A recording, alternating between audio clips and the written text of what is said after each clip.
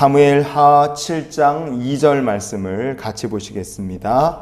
왕이 선지자 나단에게 이르되 볼지어다 나는 백향목 궁에 살거늘 하나님의 궤는 휘장 가운데에 있도다. 아멘.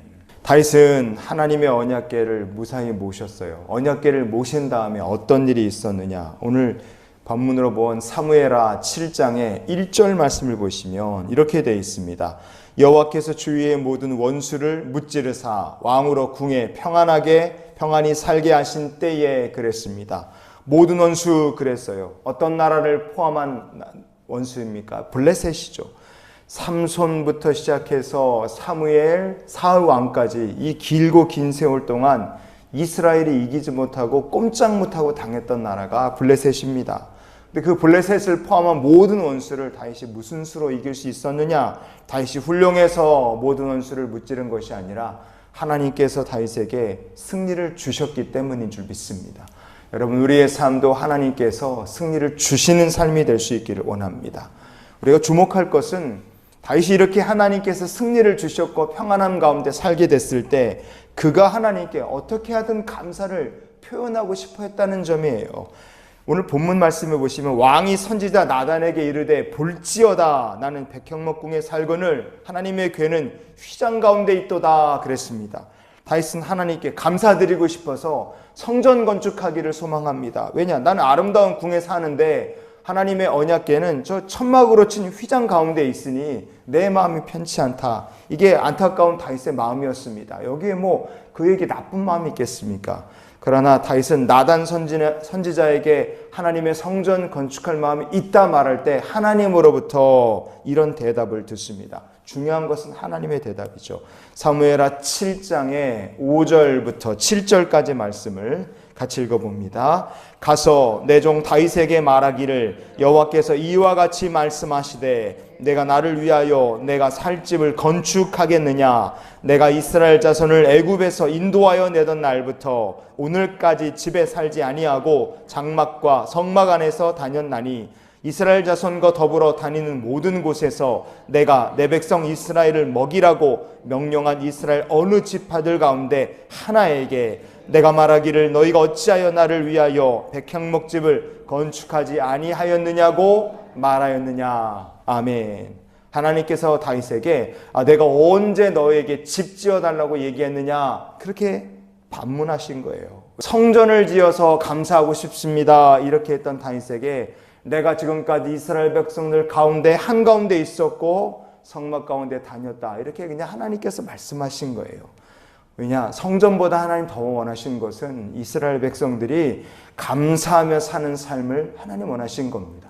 의리의리한 성전을 짓는 것보다 더 하나님을 기쁘시게 하는 것은 은혜에 감사하며 날마다 찬양하고 사는 삶인 줄 믿습니다.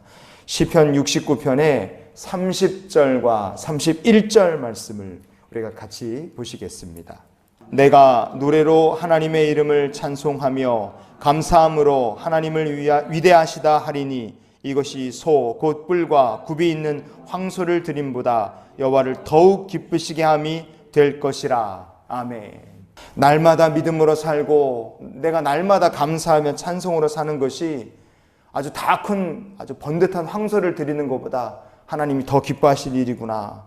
그렇게 하나님의 임재를 진실로 기뻐하고 그 은혜에 감사하며 살았던 다윗을 하나님께서 기념할 일이 날마다 넘치도록 복 주시고 은혜 베풀어 주신 것입니다. 여러분, 우리도 다윗에게 원하신 것이 하나님이 원하신 것이 무엇인지 알았다면 우리도 하나님께 감사하며 사는 성도가 될 수 있기 원합니다.